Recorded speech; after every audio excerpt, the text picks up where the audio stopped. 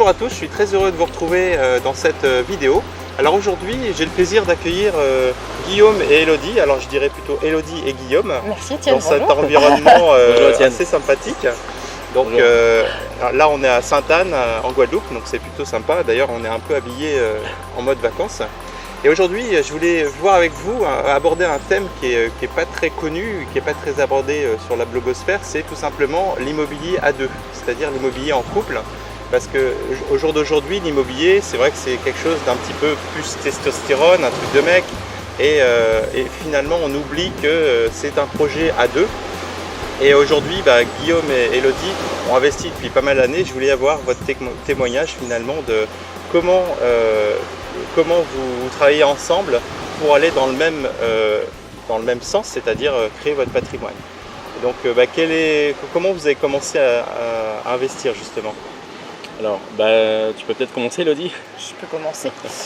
Alors, on a commencé comme la majorité des Français par acheter notre résidence principale. En fait, ce qu'il faut dire, c'est qu'on n'avait pas un sou. On était fauchés complètement. On débutait dans la vie. On débutait dans la vie et je me rappelle très bien qu'on habitait dans une ville moyenne de l'Oise qui est au nord de Paris.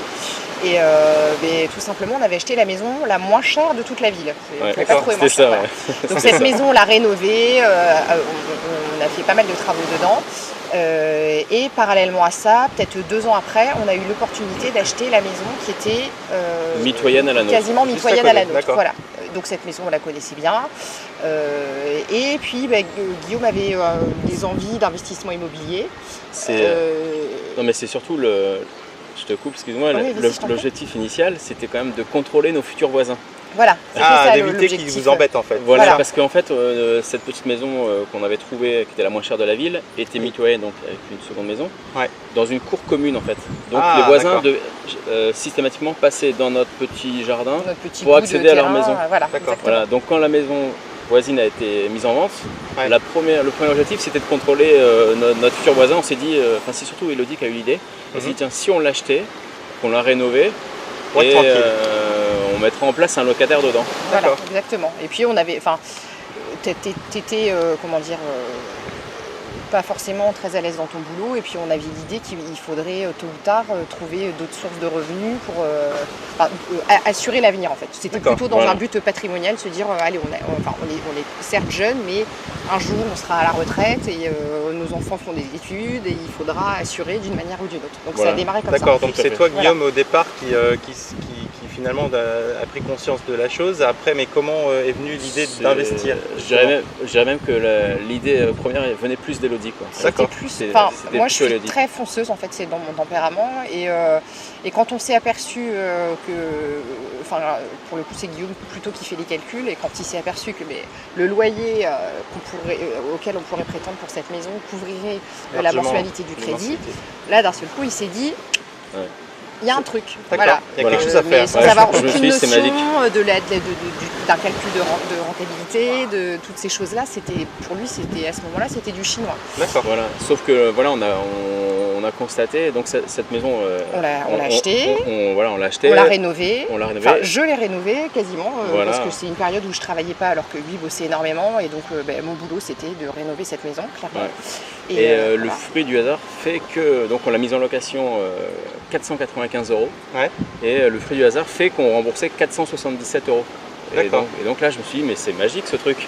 On n'a mis aucun apport, on a fait tout financé à 110%. Quelques travaux. Et il se trouve que on a encaissé plus de loyer que le remboursement du crédit. Donc là j'ai eu une étincelle.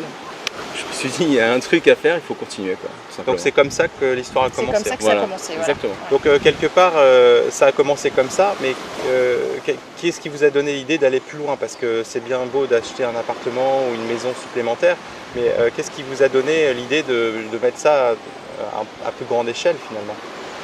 En fait l'idée, c'est ce que j'ai dit juste avant, c'est que j'ai trouvé ça magique de pouvoir construire un patrimoine sans mettre d'apport, en empruntant la totalité à la banque, et c'est le locataire qui, entre guillemets, rembourse le prêt. Donc je me suis dit, mais c'est super, c'est même trop facile. C'est même trop facile. Moi je dirais que Guillaume, il avait déjà ce tempérament que moi, j'avais pas trop à l'époque.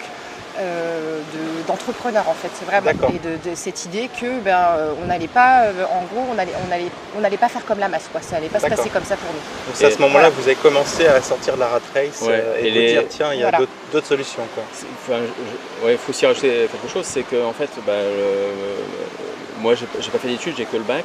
Elodie un petit peu plus, elle a un bac +2, donc tu vois, avec ce niveau d'études, on pouvait pas, si on restait salarié, on pouvait pas prétendre a priori à des salaires hyper élevés. Donc si on voulait évoluer socialement entre guillemets et financièrement, on était obligé de passer par des voies alternatives en fait. C'est ça. Et donc l'immobilier, pour moi, je me suis dit c'est ce qui me semble le plus simple parce que ça reste quand même très terre à terre. Tout à fait. Donc bon, là, vous avez mis votre projet en route finalement. Vous avez commencé, donc Elodie, tu disais que tu faisais des travaux par toi-même.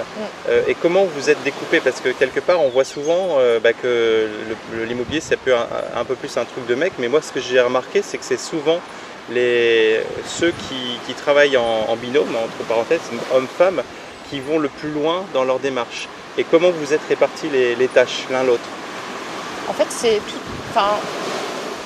Déjà, on se fait confiance, vraiment. Et ça a évolué en fait. C'est-à-dire qu'à cette époque, je m'investissais vraiment dans la recherche avec Guillaume. J'allais visiter. On faisait des travaux, beaucoup. Moi, pas mal parce que. Contrairement à beaucoup de couples, c'est moi la bricoleuse dans l'histoire. C'est pas classique, mais en plus ça me plaît, donc ça me posait pas de soucis. Moi je suis plus le manœuvre en fait. J'exécute, elle me dit tu fais ça. Mais pour manœuvre, mais où ça demande pas trop de dextérité en fait. C'est vraiment peindre. Mais ça c'est. Soulever des choses un peu lourdes, mais dès qu'il faut être être un peu doué de ses doigts, là c'était Elodie qui faisait des miracles. Voilà. Des miracles, non. Si, quand même, si, tu peux le dire. J'ai appris beaucoup de choses, comme toi.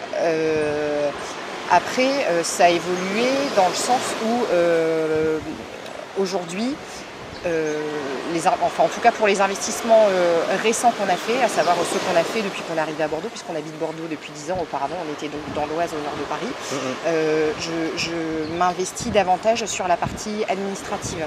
Donc, et là on retombe dans un schéma un peu plus classique. Mais là où c'est du coup un peu moins classique, c'est qu'il y a certains achats immobiliers qu'on a fait pour lesquels de prime abord, j'étais même pas allée visiter le bien en fait. Et c'est là que je dis qu'il y a une notion de confiance. Il y a une carte blanche qui a été donnée à un moment donné. Une carte blanche où à un moment donné, je me dis, il sait faire, il est super fort. D'accord. Mais non, mais c'est vrai. Si ça marche une fois, donc si ça marche une fois, on ne va pas perdre de temps à faire des allers-retours, à discuter, à pinailler. Non, s'il me dit que c'est bon, c'est bon. Voilà. Maintenant, aujourd'hui, la partie où j'interviens, donc je m'occupe de la partie. Maintenant, je mets les annonces sur le Bon Coin. Les appels téléphoniques. Les appels téléphoniques, c'est lui qui les prend parce que c'est pareil, il a une comment dire. Il arrive à détecter les. Voilà, il a les une bons sensibilité et une expérience de gestion de locataire que moi j'ai pas du tout et que j'ai pas envie d'acquérir en plus. C'est vraiment, c'est donc pas. Il est plus sensible aux bons locataires et du coup, et toi, tu vas prendre la suite finalement, le dossier, le traitement du dossier. Pour ce qui est de biens qu'on possède déjà, en fait. Notamment quand il y a des travaux à faire, des choses comme ça, là je peux intervenir dans le sens où, alors je ne fais plus de travaux parce que j'ai passé un cap et j'en ai marre. mais par contre, je vais pouvoir pour le coup on va pouvoir aller visiter un appart et puis se dire à deux, qu'est-ce qu'on fait? On refait les peintures, les sols, on refait la cuisine. Et là, à ce moment-là, c'est plutôt lui qui me fait confiance. D'accord. Voilà. Et je dirais aussi que c'est bien d'avoir ce que tu disais tout à l'heure, la force d'être deux, parce qu'on peut avoir des idées qui sont différentes. Et après on en discute. Ça crée un challenge quoi. Ouais voilà. Moi, je peux avoir vu des choses. Elodie en voit d'autres, imagine d'autres trucs, comment réaménager un espace, s'il faut casser des cloisons, tout ça. Souvent Elodie elle est plus avec moi pour ça, pour se projeter, imaginer quoi. Et donc c'est la force d'un couple en fait. Tout à fait. Moi je dirais que 1 + 1 = 3 à ce moment-là. Oui, c'est sûr. De toute façon, dès le moment où on est en phase et qu'on sait se challenger soi-même, l'un l'autre, ça permet d'avancer plus vite. Quoi. Voilà. Donc vous avez fait ça pour l'immobilier, pour vos projets immobiliers, construire votre patrimoine. Là finalement vous arrivez dans aussi un autre domaine, c'est-à-dire le blogging, en tout cas l'entrepreneuriat. Comment vous voyez les choses finalement à titre personnel? Est-ce que le fait de travailler ensemble, c'est quelque chose qui vous plaît? Et enfin voilà, comment vous voyez les 10 prochaines années quelque part? Alors oui, ça nous plaît parce que comme tu sais Étienne, donc j'ai ouvert un blog. Oui. Je l'ai ouvert tout seul il y a 2 ans maintenant, et Elodie vient de me rejoindre, m'a rejoint il y a 6 mois, a pris une dispo de l'Éducation nationale pour me rejoindre et m'aider sur le blog. Et donc maintenant le blog, on est en train de le c'est plus le blog de Guillaume, ça devient le blog d'Elodie et Guillaume. D'accord. Voilà. Il se trouve que j'étais là à la base juste pour lui donner un coup de main parce que je voyais bien qu'il avait la tête dans le guidon et que de toute façon il fallait mettre une deuxième personne sur ce projet parce que c'était plus viable tout seul. Donc voilà, après une longue discussion, on a longuement discuté du profil de la personne qui pourrait lui convenir, et puis au final j'ai eu un éclair, je me dis mais en fait on est en train de parler de moi. Ouais, c'est ça. Voilà. C'est quelqu'un qui connaisse Guillaume, qui connaisse l'immobilier, qui connaisse aussi le monde du blogging un petit peu, et c'est vrai que... Voilà. Et puis finalement à force de discussion. À force de discussion, et puis à force de... Enfin, au final j'avais dans la tête, bizarrement, j'avais une espèce de plafond de verre dans le sens où je me disais c'est sa partie. Et en fait je réalise petit à petit que toute l'expertise qu'il a acquis, alors j'en suis pas du tout au même point que lui, c'est sûr, mais je le vois notamment en répondant à des gens sur le blog où finalement je sais pas mal de choses. D'accord. C'est normal parce que tu as aussi participé à l'aventure. Voilà, exactement. Là depuis le départ, et puis qu'on discute, et puis qu'il est passionné par ça. Et puis finalement, moi je m'aperçois que j'ai peut-être aussi quelque chose à apporter. D'accord.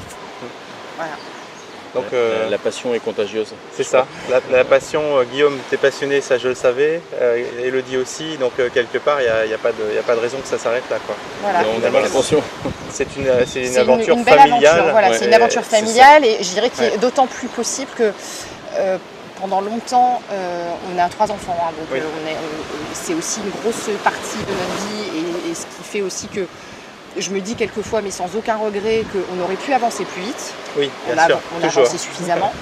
Mais c'est sûr que les enfants, forcément, on ne les fait pas pour les mettre de côté, il faut s'en occuper. Et j'ai beaucoup donné à ce niveau-là, et j'ai aucun regret parce que ça a été épanouissant pour moi et pour eux. Il se trouve qu'aujourd'hui, ils arrivent à des âges où ils vont progressivement avoir un peu moins besoin de nous, enfin en tout cas pas physiquement. C'est des nouveaux challenges qui arrivent. Voilà. Et là, par rapport aux enfants, en fait, on n'a qu'une envie maintenant, c'est de leur mettre aussi le pied à l'étrier, les lancer. Leur transmettre tout ça, quoi. Voilà. Et je pense que on a des projets. D'accord. Dès qu'ils vont... Voilà, notre plus grande a 17 ans, mais je pense que pour moi, dès qu'elle aura son premier salaire, je la motiverai, je l'inciterai à faire un premier investissement. Ouais. Parce que je pense qu'il faut commencer le plus tôt possible. Et si elle peut commencer à 22, 23 ans, c'est génial. C'est l'idéal. C'est-à-dire qu'en théorie, si elle fait un prêt sur 20 ans, c'est-à-dire qu'à 43 ans, elle a déjà un appartement, voire plusieurs de payer. Quoi. Tout à fait. Et ça, c'est une grosse chance de pouvoir commencer de bonne heure. De commencer de bonne heure, et puis aussi avoir une idée, participer à un projet en fait. C'est pas le but, c'est pas juste d'acheter un appartement, c'est pas juste d'être propriétaire, c'est aussi toute une aventure de chercher, de trouver des financements, de faire des travaux éventuellement s'il y en a, parce que c'est sûr que s'ils font ce genre de projet, ils mettront les mains à la pâte, parce que pour moi c'est très important. Et puis mettre en place des locataires, que c'est de belles aventures en perspective. Merci Guillaume et Elodie pour passer ce temps-là. C'est vrai qu'on en profite de se rencontrer dans un autre cadre un peu différent. C'est vrai que la Guadeloupe, c'est plutôt sympathique. Et voilà, écoutez, pour nous, on se retrouve dans une prochaine vidéo. Comme je rappelle, le blog de Guillaume et Elodie, alors Elodie et Guillaume, je ne sais pas comment ça s'appelait, vous pouvez le retrouver sur immeublerapport.fr. Évidemment, il y a une page Facebook que vous pouvez retrouver dessus. Et je vous dis à très bientôt dans une prochaine vidéo. Alors n'hésitez pas à partager cette vidéo si vous avez aimé, et à tout simplement vous abonner à la chaîne YouTube.